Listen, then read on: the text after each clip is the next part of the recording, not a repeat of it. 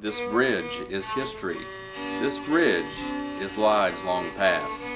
This bridge is the rippling muscles of men, and underneath it runs the sweat of their dusty brows. This bridge is the family who tirelessly toiled in the field, in the forest, and in front of the fire. It stands here, fixed as a link from present day to an era when times were tough, yet life was simple. This is the Link Bridge at Merrimack, and this is what it represents.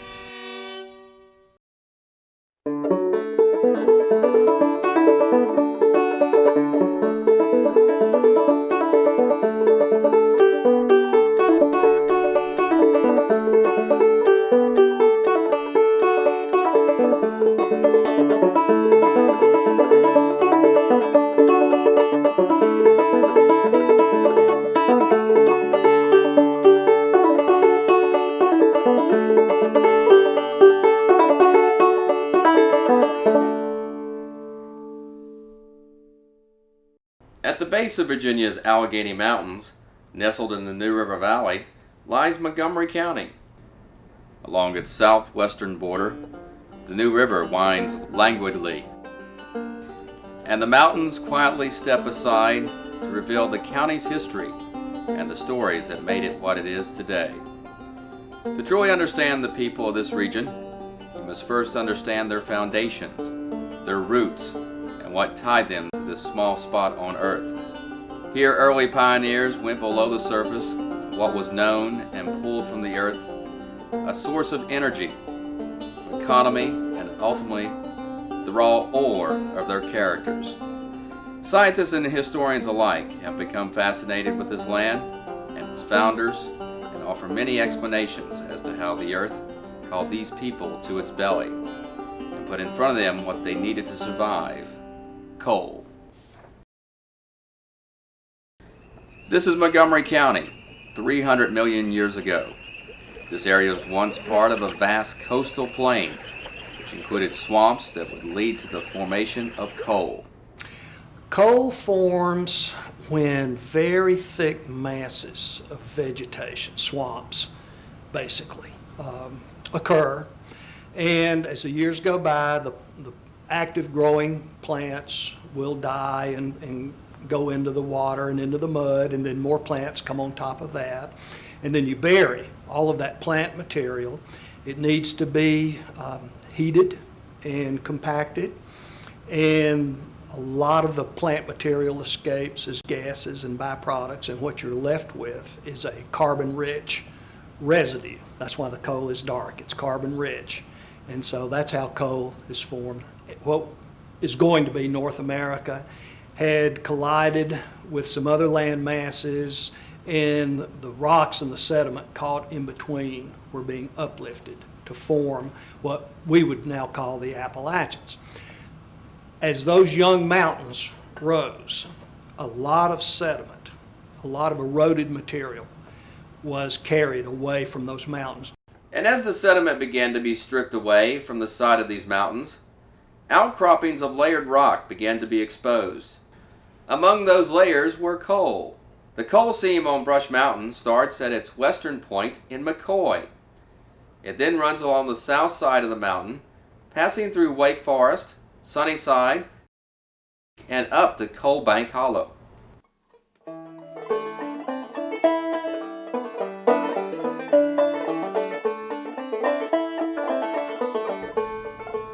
And 300 million years later, the former swamps were ready to be rediscovered.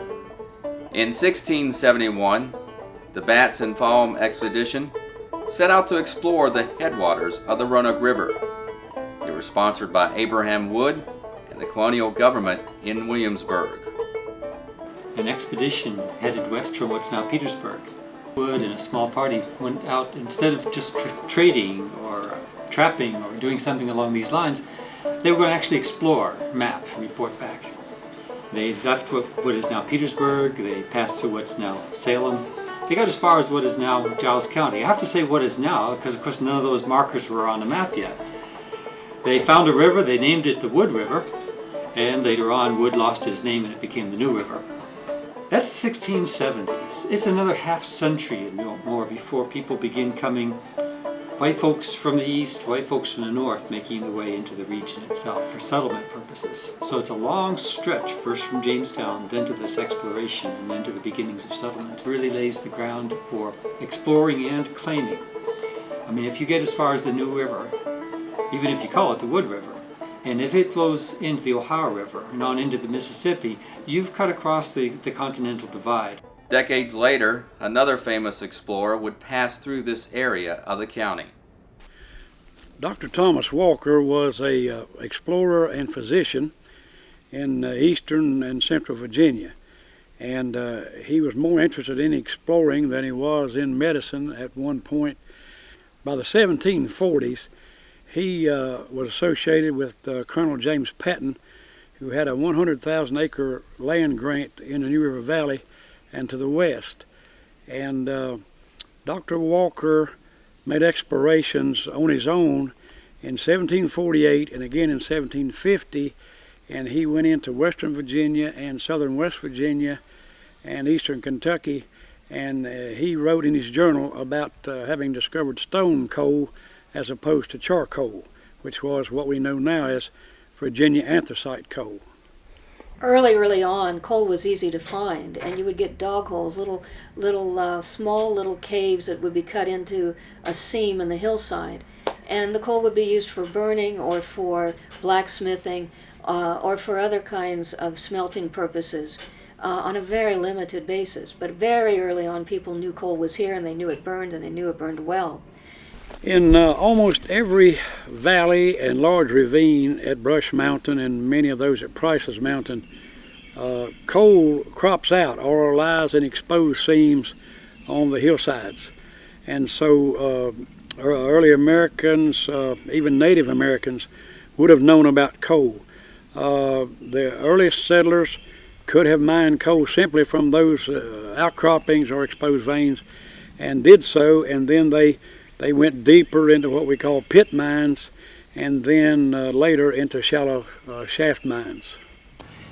There are some indications that by the 1750s, the coal had been discovered in Montgomery County. The settlers were sort of working their way from east to west and coming down the valley from north to south. So it took a while for people to get in this area that were actually looking for coal or knew what it was when they saw it. The migration to this county had begun in earnest.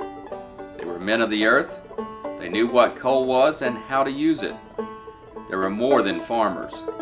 They were blacksmiths, gristmill operators, and gunsmiths.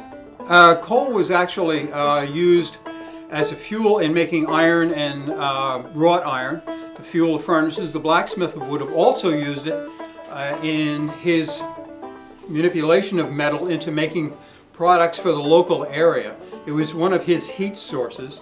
As the woods were cut back, we began to run out of charcoal. And of course, economically, coal became feasible for us to use now. They came south and west through a series of valleys from northern Virginia and Pennsylvania. Starting primarily in the 1730s, particularly in the 40s and up into the 50s, there were a lot of settlers, primarily German and the Scots-Irish and English, who came up the Shenandoah Valley. You can find the earliest beginnings of settlement by the 1720s, farther north from here. But it really isn't until the 1740s and 50s that this area began at all to get built up. Yeah, we know that the New River Valley had people coming into it as early as about 1745, but it was a small group, and many of them were Germans. The first ones were Germans, and then the Scots-Irish followed just shortly behind. The Patton Tract of 3,500 acres in the Toms Creek Basin was established in 1745, and Germans began settling there shortly after. Michael Price, Adam Wall, Philip Harless, and Caspar Barger were among the early settlers of the German descent. Michael Price and his brothers settled in the area now known as Sunnyside. Historians know Price did at least limited blacksmithing because he left his blacksmith tools to his son in his will. A German familiar with coal certainly saw the obvious outcroppings and used them accordingly. In the late 1700s, Richard McCoy and his family would settle along the New River at the base of the southern end of Brush Mountain. The McCoy family mined at McCoy in the 1800s. They also produced millstones there from Brush Mountain. Millstones were produced as early as the 1740s here by the Germans. After the Revolutionary War, others began to move into the county. Legend has it that a group of Hessian soldiers came to the area with Colonel William Preston shortly after the War of Independence. Among those men were Henry Linkus. Henry was a German soldier, actually a paid soldier, hate to say it, fighting against the Americans. He was here in the Revolutionary War fighting for the British. The British hired a lot of German paid soldiers to fight their cause. He was here fighting for the British, and he was captured in Charlottesville. Most of the German soldiers were skilled we think that he was a blacksmith and was skilled in mining and farming, so he was brought here to work. He built the house in 1798 and began farming here. And as far as we know, was a full-time farmer here on the farm. We have some documentation that he was a blacksmith through records that we have, and he even did some repair work for a British officer and was repaid with a knife in appreciation that we have documentation of that knife, and the knife is still in the locality. When they came to America, they found also the same natural resources. Having had the same heritage, they were artisans and craftsmen in their own right, and so they just fit into the already existing German community here. And actually, the region was populated mainly by Scots-Irish, and the Germans tended to settle in enclaves like Price's Fork and Sunnyside, Tom's Creek, and Strubel's Creek. Shortly after the turn of the century, Jacob Brose began mining in the area now known as Merrimack. Mr. Jacob Brose, a few hundred yards from here, set up an operation, mining and some ironworks. Mining in the 1800s remained largely unchanged. It was still small mines being operated by small amounts of people. And again, it's a handcraft kind of industry where they're working with mostly hand tools and working in small groups of a father and a son, teaching his son how to mine gold. So it's a kind of guild experience in a way, in a sense. Coal was shipped overland via horse-drawn cart to Lynchburg, where it was loaded on canal boats and floated down the James River to Richmond. By the Civil War era, the James River and Kanawha Canal had reached Buchanan, just east of Roanoke. This canal opened up the real coal industry here in the valley and farther west in Virginia. Heretofore, there was no improved roads, muddy tracks and trails into the mountains, and so export was really tough. And so the canal gave a whole new meaning to the coal industry, and there began to be family mines, small partnerships in like 1830s on into the Civil War era. In the middle of the 1800s, mining shifted from surface pit mines to underground slope and drift mines. Over in Montgomery County, there were we can't call them Merrimack mines because that name wasn't applied until after the war. They were simply the Price Mountain mines. The coal was good, high-grade semi-anthracite. It was mined. There's several sources that say sometimes it was just put on wagons and hauled away. The U.S. Census recorded that roughly 200 tons of coal was mined and shipped in 1840 alone. But that number would soon seem minuscule because these remote mountains were about to be connected to the world.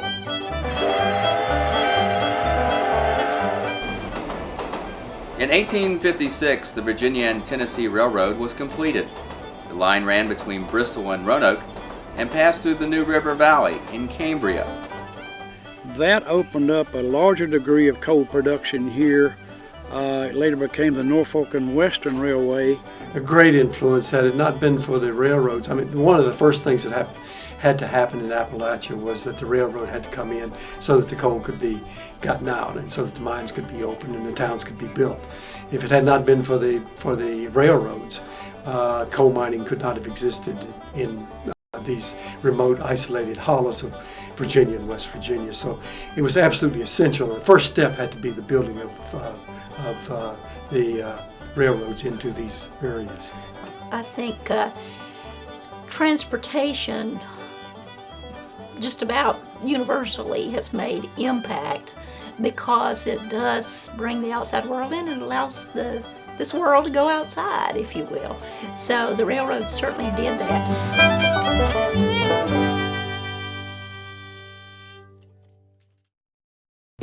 During the Civil War, the site near what is now Merrimack was a Confederate colliery. Montgomery coal was mined in the Civil War. We know that because there is a very famous map, famous to historians anyway, that was drawn by a Confederate engineer, or in the engineering branch, and it shows Montgomery County in 1864. And if you look at the part of the county where the Price Mountain area is, there's a little dot that says Government Colliery, G-O-V-T, colliery. Well, colliery is just an old term for a coal mine. So we're pretty certain that coal was being mined in Montgomery County during the Civil War. The records are not good. We know of a coal company basically run by a couple of guys named Kyle and Montague that probably were that operation. And evidently that coal was shipped out of here and went off to fuel the war machine in the East. Because the Union had destroyed most of the mines in the East, the coal from this area would eventually make its way to Hampton Roads, and where legend has it, fueled the Confederate ironclad, the Merrimack. The story developed that the coal from Montgomery County had been the fuel that drove the Virginia during that famous battle. And around the early 1900s, one of the coal mines that was operating in the Merrimack area really promoted that story. They thought it was a nice touch, and it maybe helped market the coal. And so the coal seam that was mined over there, the main seam that was mined, which before had just been called things like the Big Seam or something like that, came to be known as the Merrimack Seam. So that's how the story got going, and that's how the Merrimack coal came to get its name. And then, of course, the mining community over there became known as Merrimack, Virginia. After the Civil War, the community known as Wake Forest was settled by former slaves from the Kentland plantation. Elizabeth Kent, daughter of the plantation's owner, gave 2 old and faithful family servants, names Amos and Granville Sherman, 16 acres of land along the New River for a settlement. The land was later traded for the land in which the Wake Forest community currently resides.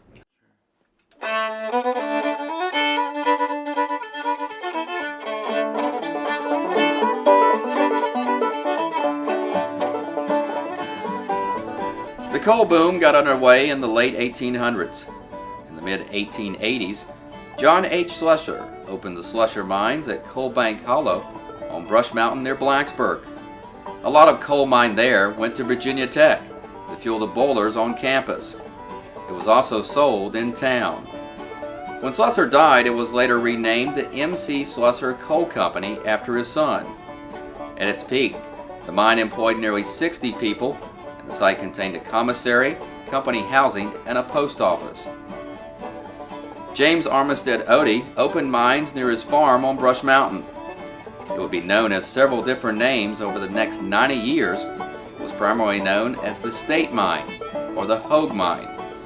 You know, a lot of these people, a lot of these landowners in this part of the country back in those days both farmed and mined. As I told you earlier, my great uncle got this place really from his mother, who was Mary Louisa Kent, who was one of the five daughters of James Randall Kent, who owned lots and lots of land down on the New River, 4 miles or so west of here, the land that's now called Kentland and owned by Virginia Tech. But the Kents both farmed and mined. You know, James Randall Kent had mines on his land. In other words, a lot of these old estates had the farmland and then the land they owned drifted up the hill, drifted up the mountain, and they also had a certain amount of mountain land. And I guess it's been known time out of mind that Brush Mountain is underlain with coal, and so I think it was just it was just there, so they mined it. In 1887, Montgomery County produced just over 14,000 tons of coal. Still, most of the county mines were too far from the rail line. So in 1904, the Virginia Anthracite Coal and Railroad Company opened a mine in Merrimack and built a rail spur that ran from Cambria through Merrimack and ended in Blacksburg. The line was known as the Huckleberry, where local legend states that at a particular bend in the track, the train would be moving slow enough for people to get off the train and pick huckleberries. The train station in Blacksburg also provided greater access to some of the smaller mines along Brush Mountain. The Merrimack mine would become one of, if not, the largest mine operations in the county. At its peak, there were nearly 100 families living in the Merrimack village or adjacent to it. There was a company store, company houses, and at its peak, employed almost 200 people. In 1907, the Virginia Railway was built. It was located north of the Norfolk and Western line and connected the Merrimack and McCoy mines to ports farther east in Norfolk. By 1907, the county produced nearly 22,000 tons of coal. Along Price Mountain, many smaller mines would open through the course of the first half of the 20th century. Among these included the Kipps Mine, which was opened in 1899, the Kisner Mines, which opened shortly after the turn of the century, as well as the Old Jack Slope, the Langhorne and Willis Mine, the Montague and Adams Mine,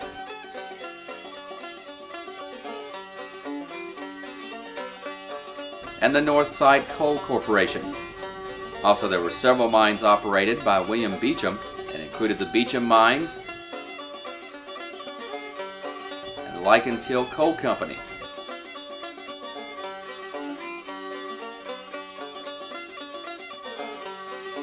Another mine on the north side of Price Mountain was the Shoal Creek Anthracite Coal Company.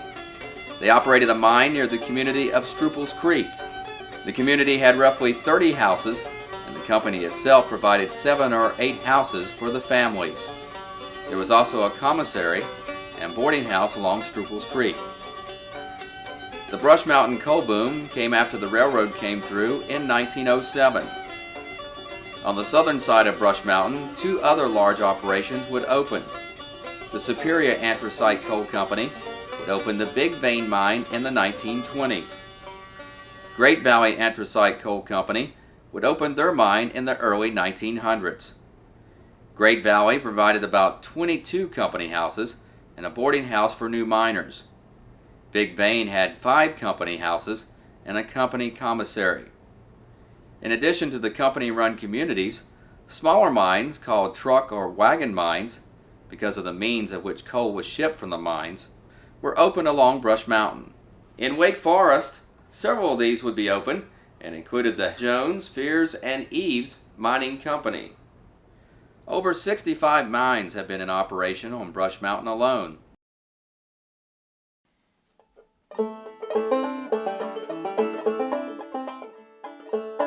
The threat of a miners' strike would permanently close the Merrimack mines in the 30s.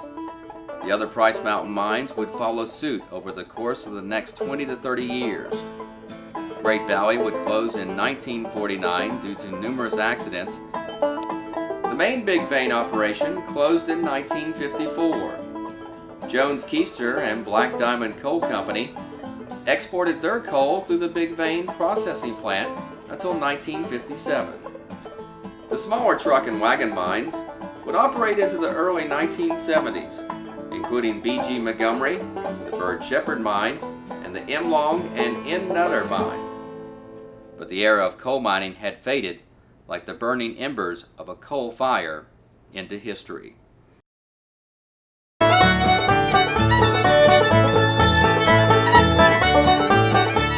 Well, I was raised up in a coal camp. I reckon from about 4 years old to about 8 years old. About 4 years I lived in the Great Valley Coal Camp. We were up in the coal mining camp. They had lots of houses on that hill. And we were the last one that, you fall over in a holler if the wind blowed very hard. Sharecropped, and we'd work on the farm, cut wood, and it was pretty much work. I was probably 10 to 14-year-old, something like in that time period. And it was a great treat to go up with Dad, and like when I was out of school and in the summer, I would go up and just mess around. I mean, it was, everything was new and different. It was just two of us, my brother and I, and we had a lot of chores to do. We knew what we had to do. We had to take care of our animals at home, and because my father was a miner. He was working at the mines at the time, so he would leave out real early on mornings and go to work. Like I said, we had to carry water to make sure he had bath water. We hunted, we fished, we sharecropped, because the mines only worked in the winter months. You didn't have sales for the coal other than in the winter. We had milk cows to take care of. I had to take care of a milk cow every morning and every evening, first thing from school. I had wood to chop. I had coal to get. We didn't buy any coal then. We went to the slate dump and picked it out. Well, we mowed, but we didn't have any lawnmower. Had to have a sickle, to cut the grass with and all that stuff. And we cut our wood and that to cook with. We had in our home, most of the homes had a big cooking stove that burnt wood. And then they had a coal stove to heat the house with, mostly. We go up there in the mountains, and them mules, had 2 mules there at the mines, we used them all the time. We go up and cut a log down, hook a mule to it, and drag it down to the wood piles. We had to make our own toys as children. We made homemade wagons, homemade wooden sleds. We'd go around to junk piles and gather up a wheel here and an axle there. And I never had a bicycle provided to me until I could work and buy an old scrap bicycle myself. But we made slingshots. We'd scratch up a little garden on the side of the hill over there somewhere, and we'd plant corn and beans and tomatoes and things of that nature to have for food during the summer months, and even can some of it for winter.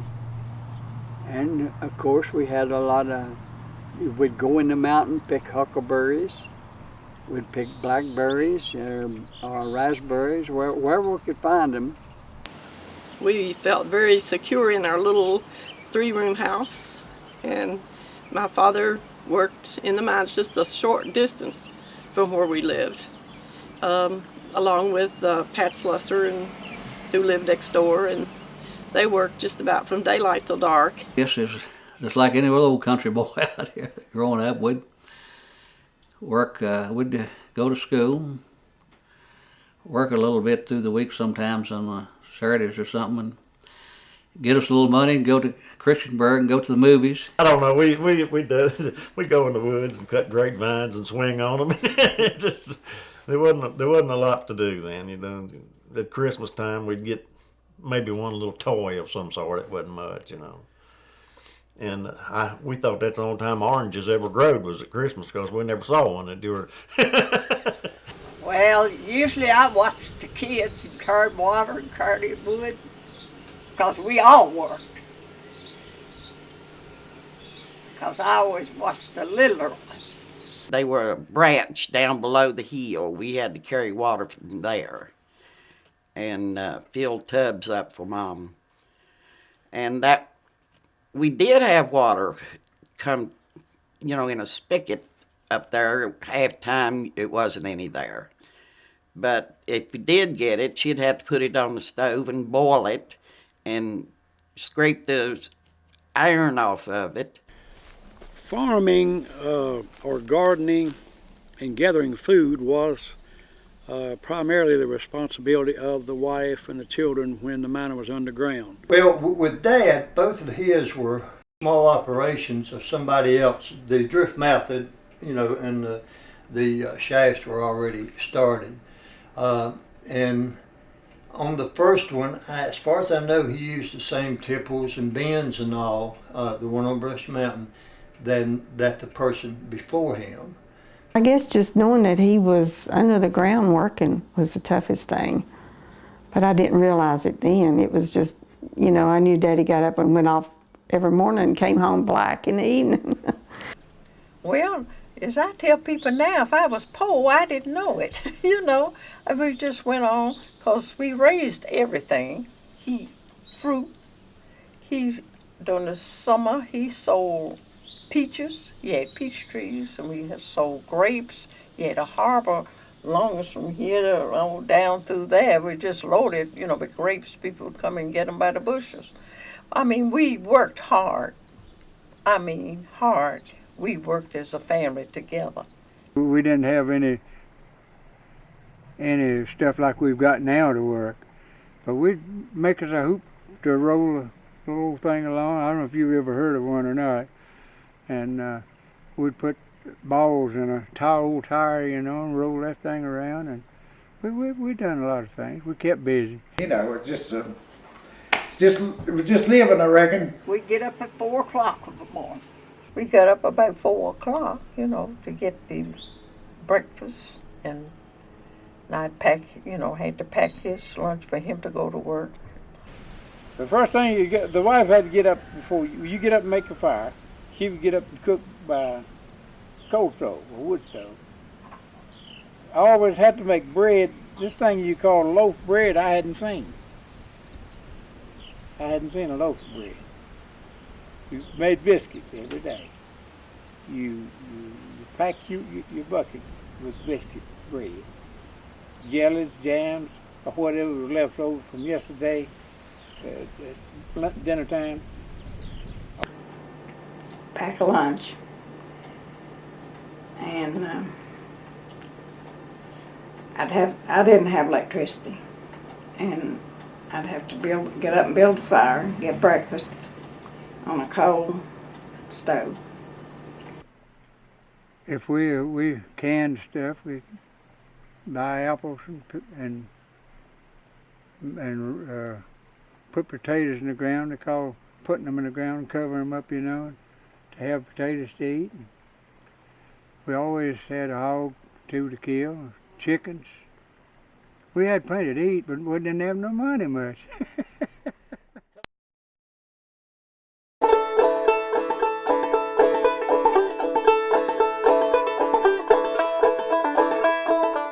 Well, you sink your slope down first, and you go down about, at least 100 feet in the slope, and then you cut back on your entrance. Then as you cut back on past your, what we call a pardon, that's where you got your empty cars and your full cars coming in. And that's cut back there about at least 100 feet to give you room, for all your empty cars and your full cars coming out. Some people think a coal mine, you just go back in the hill. But mines around here, you went down. You start in, maybe go down about like this, and then maybe drop a little bit more, and then go down and turn off. Maybe wasn't too steep. When you started with a clean face of coal, it was just a solid wall going across in front of you. You would drop over about 6 or 7 feet past the center of the face, one way or the other, and you would drill in an angle. Go in about 5 to 6 feet with that big auger that would drill a hole in. You would clean out the hole after you sunk it in as far as you could get it. And then you would prepare some exploder, they referred to it, into a stick of dynamite. And you would push that in very slowly to the end of that hole. It's got a double crank on it and a twist with a bit on the end of it. And that's what drills your hole. And always designed to pull the dirt out of the hole as you twist it as it goes in. Well, first thing you usually do when you get down to where the coal's good, what we did, we always shot what they call the top off and got the cut ready to come up. Then we would bore holes underneath of it and put maybe just a very small amount of powder, just enough to not blow it up, and just heave it up a little bit, and then you could pretty much take it off the pick. I would help do whatever, lay track or September or drive a mule if it come up, the mule driver was off, and several things like that. Well, everything there is done the hard way. It's done with, well, they're done you blasting your coal there, and they used to do it with picks alone. Pick and shovel, that's all you had to mine that coal. That's the reason they call it mining. You go down 8 hours with a number 5 shovel and load all day and throw it in that chute. That's pretty hard. Then you had to pick the rock out of it, you know, the coal. We loaded the coal. He'd dig it, and we'd load it on with big number 10 scoops, and then we run the cars out to the main slope. And then our course is a hole that has to be prepared between the rooms, you know, that coming down so that the air would go through there. It had the airway going down, and you had big fans pulling air in there. As a matter of fact, you had so much air in there you couldn't hardly stand it if you stopped. As long as you're working, you're all right. But if you stop, you're going to get cold. And you could always tell, you always use a piece of paper, you could just judge if the air was flowing properly through there to pull out the gas. You got cold when you come out of there, because air was going down the slope and you was going out. And that cold air and the fan pulling, you know, it was kind of like a cold air, you know. Well, you don't have a whole lot of dust here in this cold here in Virginia. That's one good thing. You don't have too much dust there. Of course, you got your air and everything will take that right on out. It wasn't a choking dust, you know, it was something you could tolerate, but it was working on their lungs, I reckon.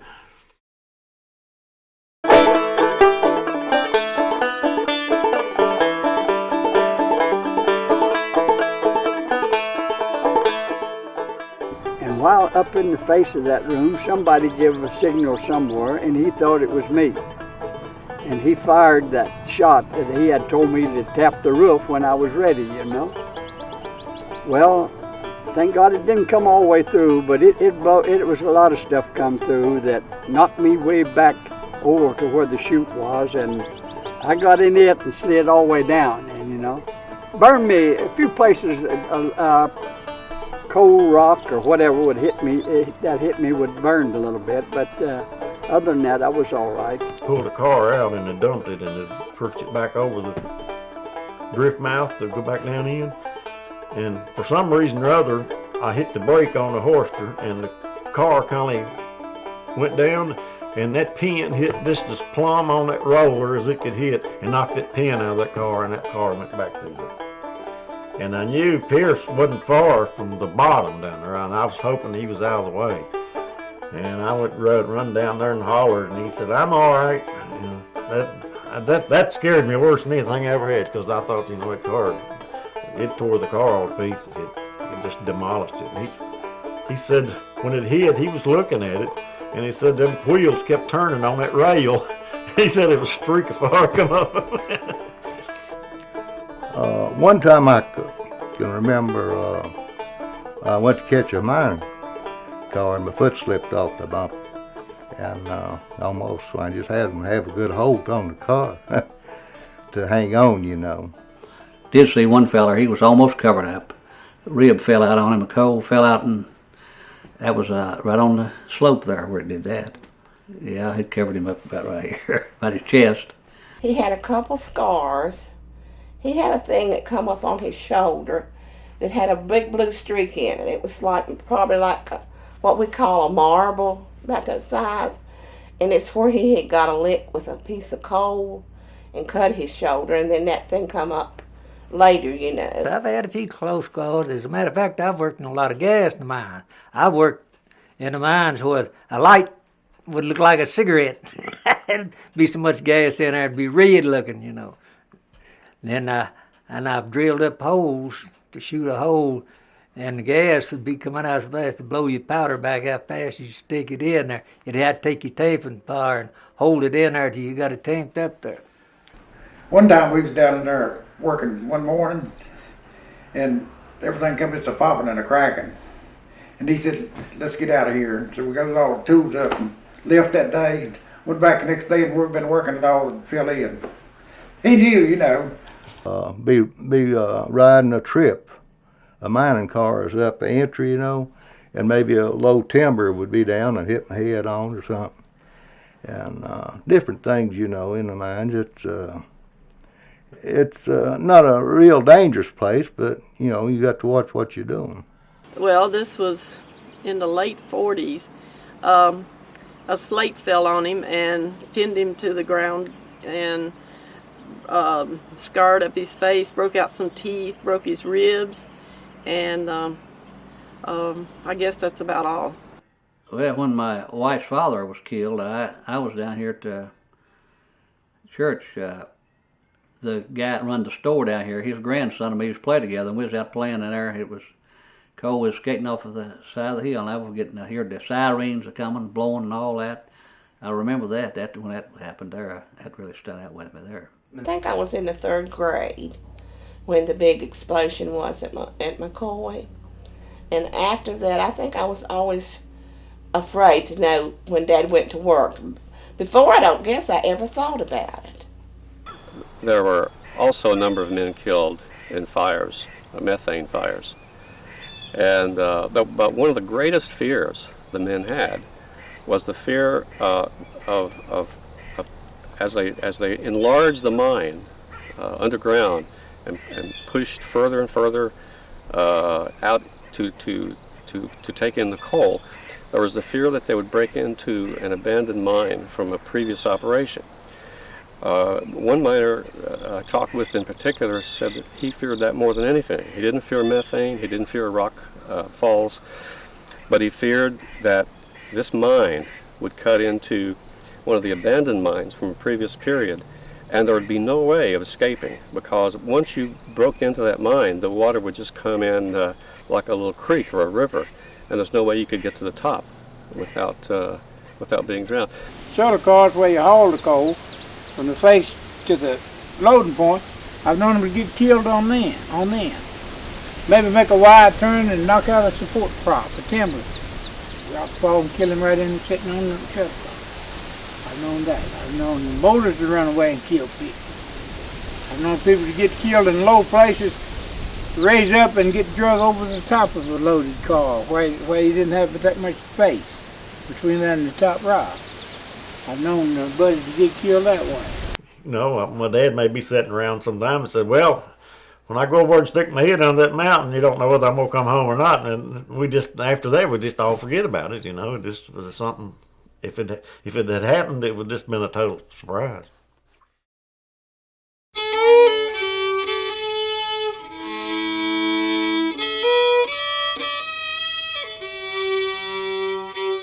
There were 33 men and a small boy killed at area mines in the 20th century.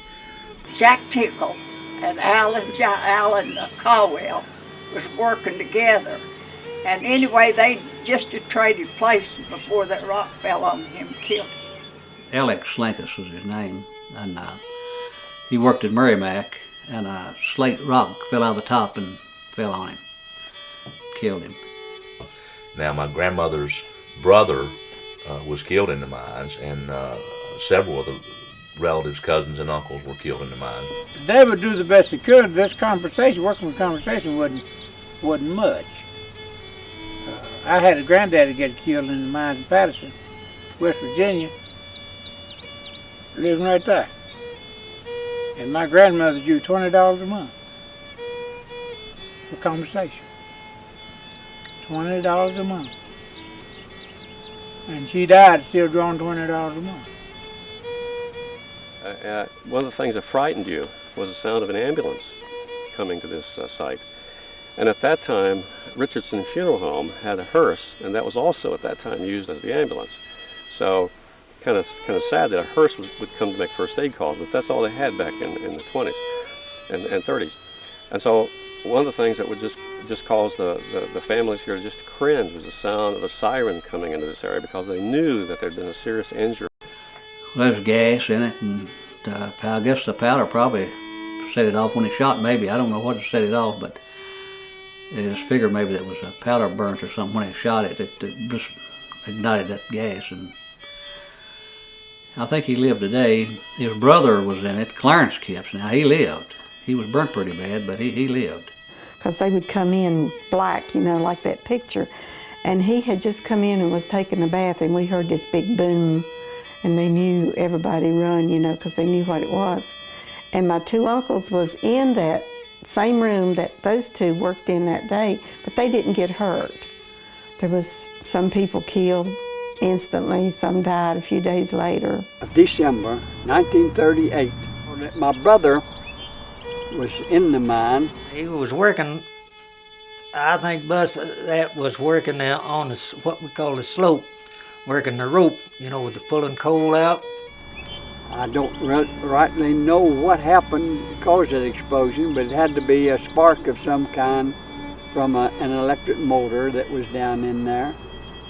When they had the explosion set off back in there, of course the flames come down and burn him.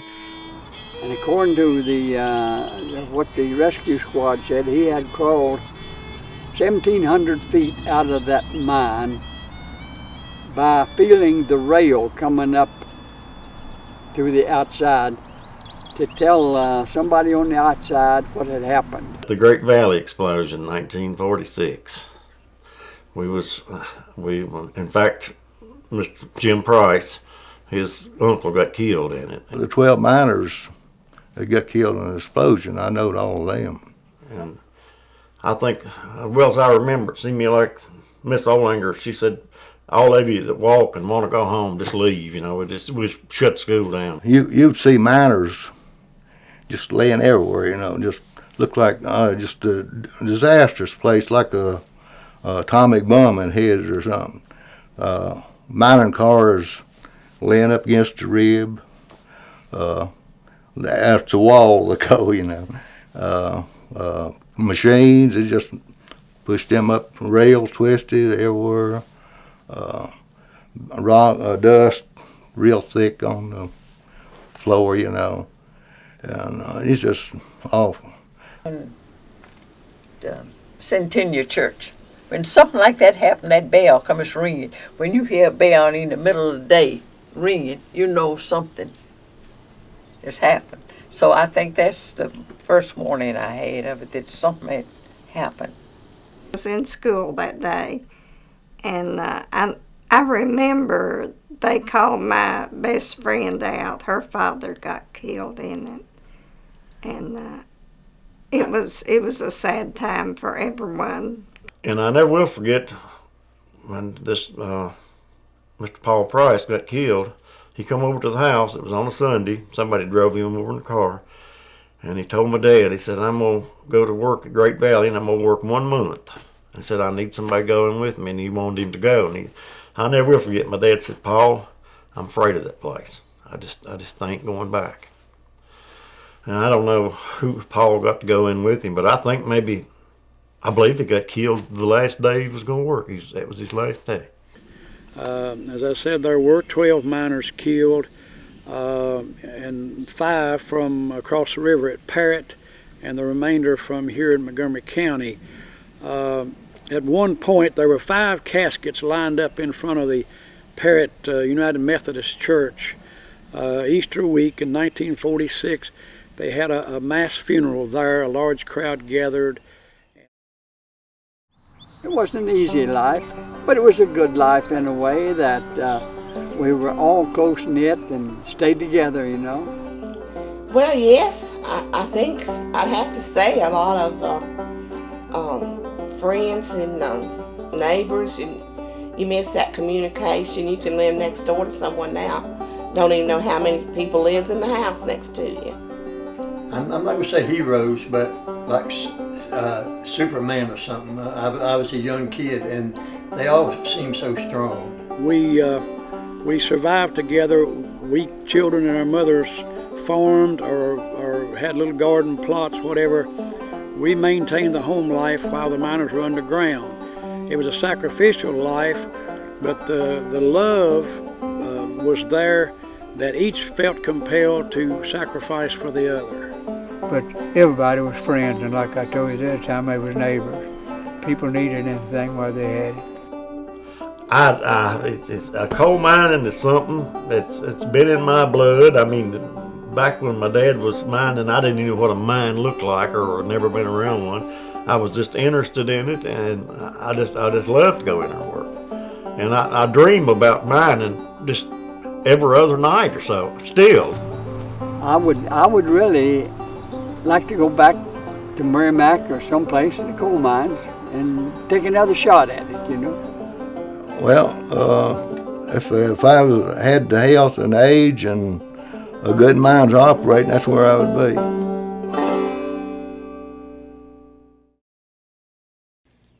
As I went down in the river to pray, studying about that good old way, and who shall wear a starry crown, good Lord, show me the way.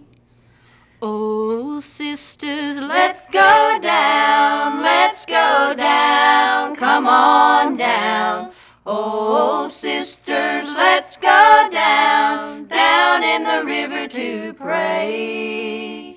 As I went down in the river to pray, studying about that good old way, and who shall wear the robe and crown, good Lord, show me the way. Oh, brothers, let's go down, come on down.